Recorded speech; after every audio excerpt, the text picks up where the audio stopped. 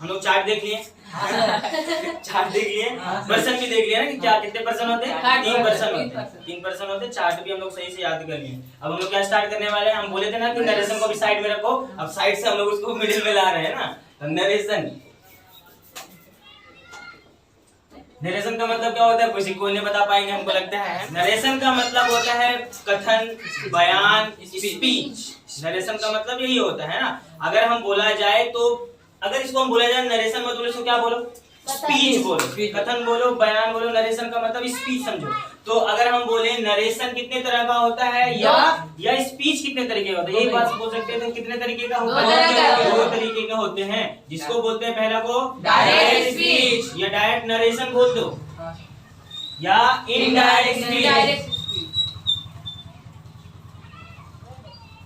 अब समझते हैं हम क्या बोले कि नरेशन का मतलब कथन या बयान है ना, और बयान या स्पीच बोलो। स्पीच कितने तरीके का होता है, 2 तरीके का, direct speech, indirect speech. Exam में क्या पूछेगा, एग्जाम में डायरेक्ट स्पीच दे दिया जाएगा, हम लोगों को बोलेगा इनडायरेक्ट स्पीच में कन्वर्ट करने के लिए, बदलने के लिए। तो उससे पहले हम लोग ये समझते हैं कि डायरेक्ट स्पीच होता क्या है, कहते किसे, इनडायरेक्ट स्पीच कहते किसे, है ना। तो हम लोग ये समझे कि किसी भी स्पीच को, क्या आया है स्पीच ना, direct speech, indirect speech. Direct indirect को समझने से पहले स्पीच समझते हैं। स्पीच क्या होता है, किसी के बात, किसी का बयान, किसी का कहना, किसी का डायलॉग, यही क्या कहलाता है, स्पीच कहलाता है। तो डायरेक्ट स्पीच क्या होता है, किसी के डायलॉग, किसी के बयान, किसी के स्पीच को उसी के जैसा डायरेक्टली बोल देना क्या कहलाता है, डायरेक्ट स्पीच कहलाता है। किसी के स्पीच को, किसी के बयान को उसी के जैसा, है ना, डायरेक्टली बोल देना क्या कहलाता है, डायरेक्ट स्पीच। अगर हम लोग एग्जांपल में बोला जाए हो सकता है, सलमान खान को हम लोग जानते हैं ना, सबको सलमान खान हमको जानते हैं। सलमान खान ने क्या बोला, उसका एक डायलॉग, उसका एक स्पीच हम लोग पकड़ के चलते हैं ना, एग्जांपल के तरीके से, है ना। क्या बोलते हैं, मुझ पर एक एहसान करना कि मुझ पर कोई एहसान ना करना।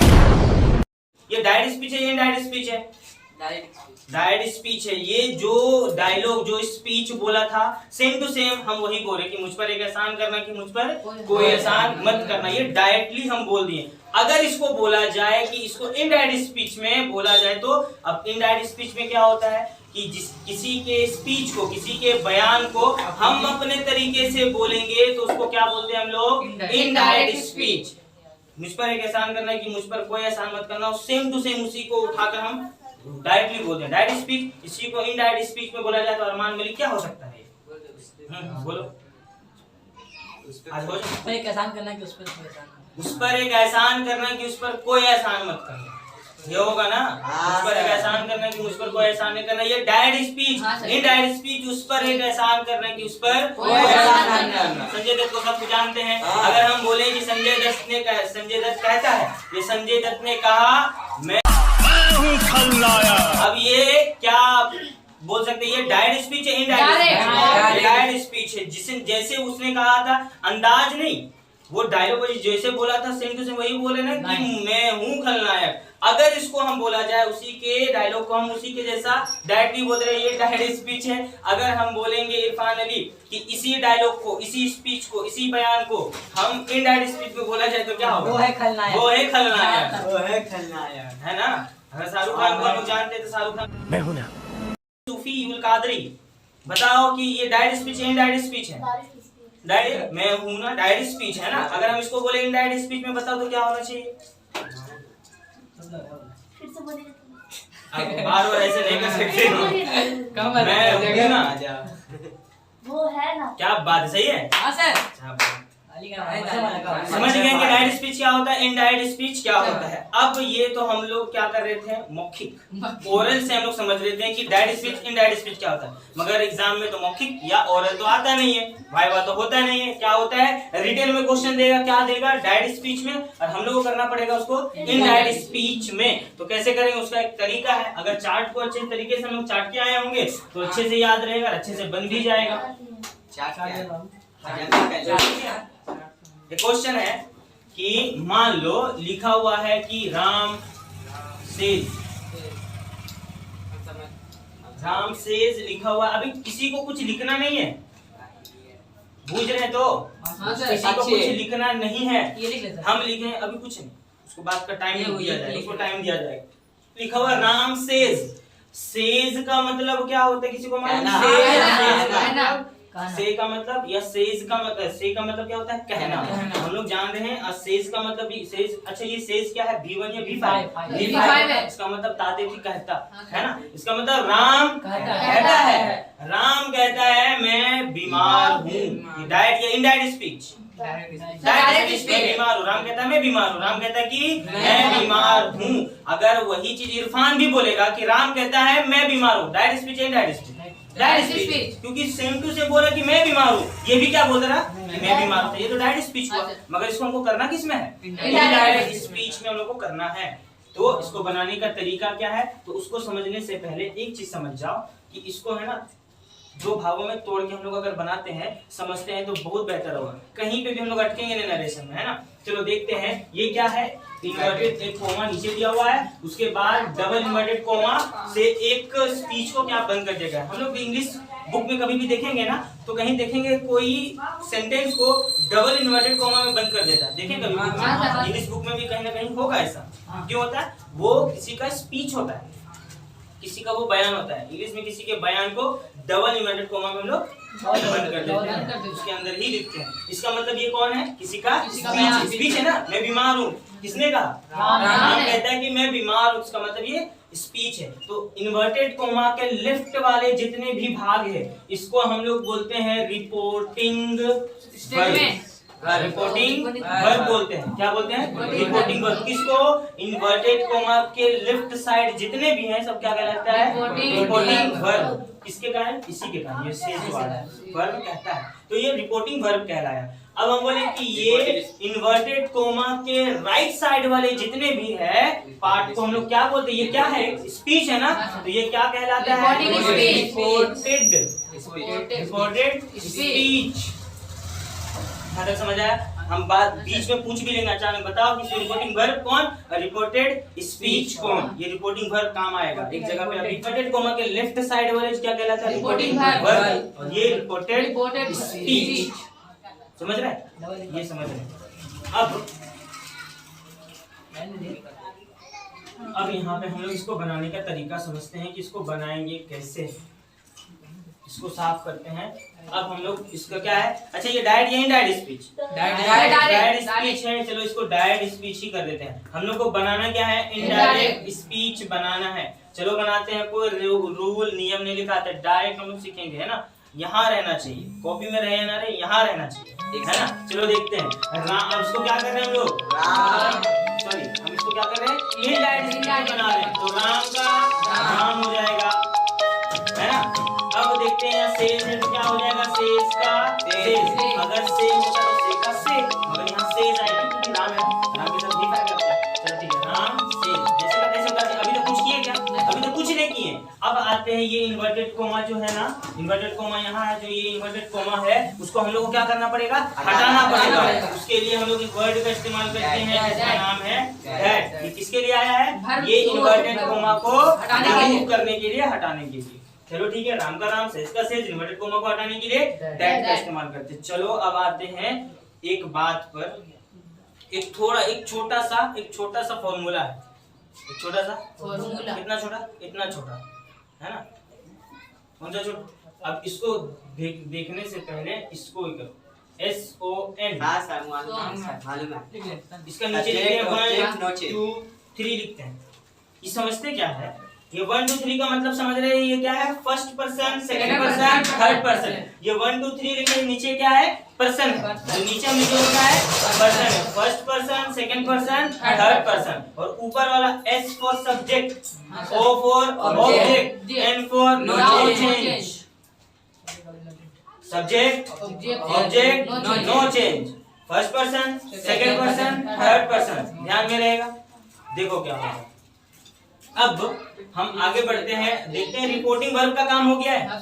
हम लोग इनडायरेक्ट स्पीच बना रहे थे, रिपोर्टिंग वर्ब का काम हो गया है। हाँ सर, रिपोर्टिंग वर्ब का काम हो गया है।